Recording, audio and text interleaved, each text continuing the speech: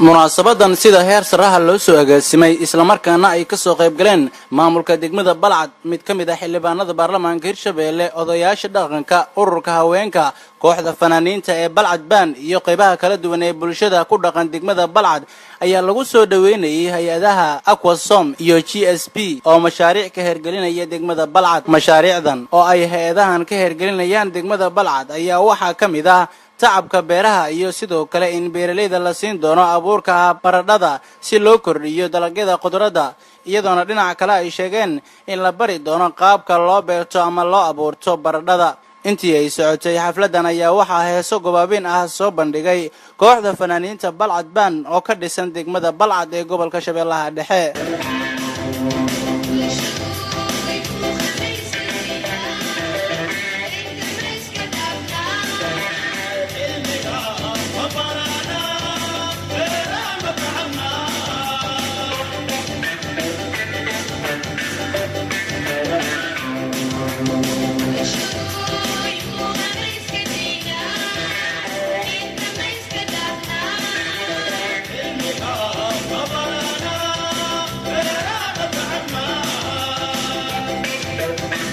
intaasi kadibna wakiilka hay'adda GSP Asli Ahmed iyo qaar kale oo kamid ah hay'adda Aquasom ayaa ka warbixiyay mashruucan ay ka hirgelinayaan degmada Balcad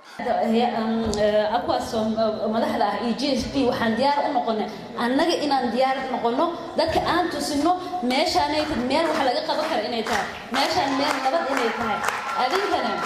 sambal aan u noqotin Hirshabeelle dhan sambal aan u noqotin meel walbana aan geeyno meeshaan ay projectigan aan sameynayno baradahan iyo waxaan ku abuurayno inaad idin tusino dad kheyraad lahaatihiin kheyraadkiin walaalihiin oo kala uga faa'iideyn kartiin inaad uga faa'iideysan wixii faa'iidada idinka aad u sameeysan ajir inuu Ilaahay idinka siiyo oo aad tusaan walaalihiin kala iskoolaadkiina idin imaanaan inta in academia oo maxalli jir agraar academia laga furo oo idinka aad noqotaan dadkii advisor-ka ahay oo dhahdaan waxaan saana u sameeyna aan kala faa'iideysano marka waxaan rabaa walaalahayga baahi waxay haysaa qof aan waxba haysan idinka beeraad leedihiin xoolaad leedihiin oo waxaad leedihiin maxalli jir dhul weynaad leedihiin oo waxaad leedihiin badaad leedihiin baahida ani idinka idin hayso ilaa iyo hadda aan mujeedaa waxaan u arkaa kaliya in aqoon darro iyo maxalli jir dadkii maxalli jir in kaalmey lahayn intooda badan ma taqaanaa ee cabsi oo maskaxdooda la geliyo aan ka mid ahay ya marka aqoontaas waxaan rabaa inaan wax idinkaga faa'iideeyo aabayaasha maxalli jir maamooyinka kulligiin waxaan rabaa inaad iska halmaysataan halkaan waxaan u nimaanay annaga inaan idin dareensiino dareenka nagu jira annaga idinkana idin dareensiino habka wax lagu beerto inaan idin dareensiino waxaan idin sheegayaa maanta inaad iga aamini weysiina laga yaabaa waxaad tihiin dad taajiriin ah oo qani ah oo adduunku u baahan yahay Soomaalida kalena ay u baahan yihiin sababtaas waxa weeye Soomaaliya boqolkiiba 65 waxay ku tiirsan tahay dhaqaalaheeda beeraha haddii aad haysato dhaqaalihii ugu badnaay ee beeraha oo dhaqaalihii ugu badnaay dalka hadaad haysato uma baahanid dad kale uma baahanid waxaad u baahan tahay in hay'ad ku tababarto sida Aquasom iyo GSP ayaad u baahan tahay Aquasom iyo GSP maxay idin wadaa waxay tahay inay idin tababarto idinkana soo dhawaysiin waxay idin baraysaa cilmigii wax lagu beera lahay waxaad haysatiin dhul haysatiin waxa haysatiin biyo haysatiin waxaan idin sheegayaa haddaad maanta aad wax tabcawaysiin oo dadka idinku dhagan oo Muqdisho ugu horeeyo iyo idinkaba Ilaahay subhanahu wa ta'ala dambi ayaa ka galaysiin ugu dambeyntiina gudoomiyaha degmada Balcad Mudane Qaasim Cali Nuur Furdug iyo Ugaas Maxamed Wali Ugaas Xuseen Islaaw ayaa u mahadceliyay hay'adaha Aquasom iyo GSP oo mashaariicdan ka hirgelinayaan degmada Balcad tooreysada waxay ka keenay halka meeshan keena waa laba qodob qodobka koowaad waxa ay baratay inay dadkeeda iyo deegaankeeda ku tarto qodobka labaadna inay tusiso dalka Soomaaliyeed inuu kheyraad iyo faa'iido fara badan u leeyahay waxa uu mahadcelinaynaa marka imaanshaha inoo timid waxaa kaloo ayagan u mahadcelinaynaa hay-adda Agwasob oo hogaaminayo walaalkay Axmed Dawle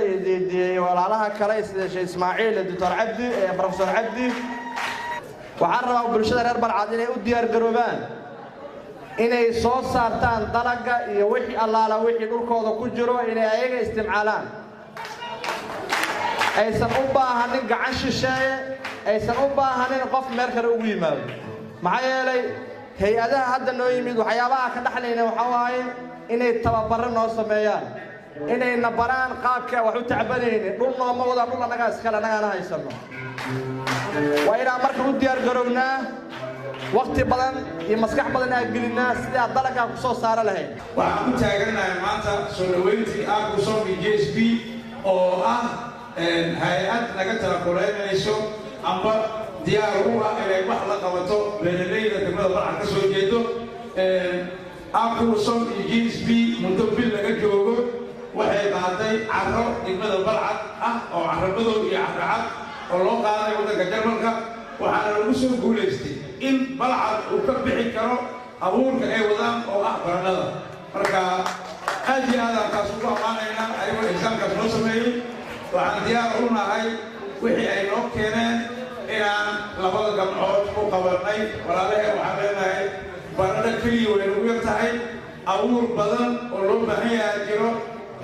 dadweynaha asli waxaan ku sheegaynaa iyo mudane Axmed baradho weli goosaaraan joognaa waxaan jecelnahay in la helo abuur badan